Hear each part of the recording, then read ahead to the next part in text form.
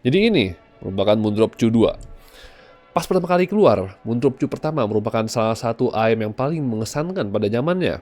Karena pada zaman itu, banyak ayam-ayam sci-fi yang harganya 200 ribuan itu, kawasan 200 ribuan lah ya, yang tuningannya tuh rata-rata V-shape. Nah, Moondrop Chu datang dengan tuningan neutral, di mana tuningan neutral sekarang distandarisasikan ya sama market-market sci-fi yang lainnya sebagai tuningan yang bagus. Dan ini gimana? Apakah ini upgrade dari Moondrop Chu 2? Menurut gua, iya dan tidak. Karena tuningannya ya berbeda daripada Moondrop Chu biasa, tapi bisa dibilang bagus, bisa dibilang jelek juga. Jadi kita langsung lanjut aja ke boxnya. Jadi boxnya seperti ini. Boxnya rada beda sama reviewer lain karena gue mungkin batch yang terakhir, salah satu yang terakhir, jadi nggak gitu ya, jadi beda batchnya. Terus habis itu ini ya ayamnya di sini, terus habis itu pas dibuka ada ya kayak kertas-kertas panduan-panduannya begitulah. Dan ada juga ini case-nya, dimana case-nya buat gue ya jauh lebih bagus daripada yang standar, apa daripada Moondrop Chu 1. Yang Chu 1 jelek banget yang Chu 1. Nah, terus ini ayamnya, kabelnya bisa gue bilang lumayan bagus. Gue suka kabelnya yang ini upgrade banget dari yang sebelumnya. Dan dia tupin ya 0.78 mm standar lah ya. Ujungnya itu angled dan ya ini build-nya metal, full metal ini. Jadi sangat bagus bisa dibilang ya. Jadi gitu ujungnya ini kayak rada besi-besi gitu. Nah sayangnya dia nggak datang sama Moondrop Spring Tips. Jadi ya dia datangnya sama kayak Moondrop biasa gitu. Apa ya namanya ya? Ya inilah yang kayak biasa datang sama Moondrop ya, sebelum ada Spring Tips. Tapi ya menurut gua lumayan oke. Cuman masih disarankan tetap untuk upgrade. Untuk fittingnya sendiri menurut gua ya lumayan bagus. Dan tidak ada masalah sama sekali sih untuk fittingnya di sini. Menurut gue masih sangat bagus ini fittingnya, enak, nyaman, karena dia kecil juga, jadi enak lah ya. Flush banget sama kuping gue. Kalau misal gue mau tiduran, mau ngapain, sangat enak. Dia juga nggak ada driver flex, jadi sangat aman. Ini nggak ada suara, nggak ada rasa driver flex sama sekali. Jadi exhaustnya tuh bisa dibilang sangat bagus. Nah, jadi ini IM bisa lo beli dengan harga 240.000 sampai 280.000. Dan gimana tuningannya? Apakah segitu berbedanya dengan Moondrop Chu pertama? Nah, tuningannya itu neutral yang mengarah ke V-shape, yang dia tuh fokus sama sub-bass juga. Jadi dia tuh sekarang ya neutral yang fokus sama tuningan bass head, orang-orang yang suka bass ya. Dimana sub-bassnya itu beneran terasa hantemannya, bobotnya juga terasa di mid bassnya, extension bassnya juga menurut gue bagus. Jadi overall ini tuh bagus banget buat gue untuk ya bass head. Sedangkan gua orang yang pencinta mid, dimana midnya seperti yang lo tahu kurang bagus. Bilangnya jujur, kurang bagus ini midnya. Midnya itu rada sedikit muffled, dibilang clean kagak, dibilang clear juga kagak. Tapi yang penting ada kan gitu midnya. Tapi gua tetap aja nggak gitu suka midnya. Oke aja, yang penting ada midnya. Nah, vokal dan ya vokal cewek, vokal cowok, menurut gua tuh biasa aja. Kayak suaranya oke, bagus, oke. Suaranya jelas, pronunciation-nya. Tapi karena tuningannya ya seperti yang lo tahu, V-shape, jadi dia tuh emang rada di belakang beberapa suara. Kecuali mid, karena midnya di bawah banget itu midnya. Tetap masih standar aja buat gua, nggak terasa spesial banget malah vokalnya di ya tuningan ini.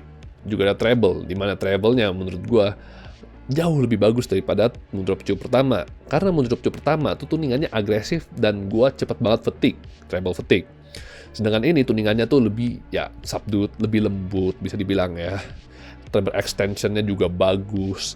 Tapi ya menurut gua ada sedikit terlalu agresif dikit. Karena gua sempet treble fatigue juga kemarin pas gua cobain main game beberapa jam.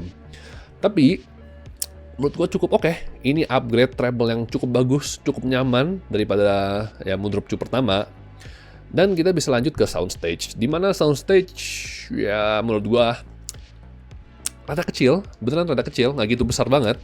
Dan imaging, dimana imaging yang menurut gue rada aneh karena suara-suaranya yang harusnya deket sama kuping itu rada sedikit jauh, cuman nggak segitu jauh banget ya. Kalau misalnya main game, gue rasa kayak suara-suaranya tuh sedikit terlalu jauh, jadi kayak gimana ya, kurang imersif gitu ya kalau misalnya main game.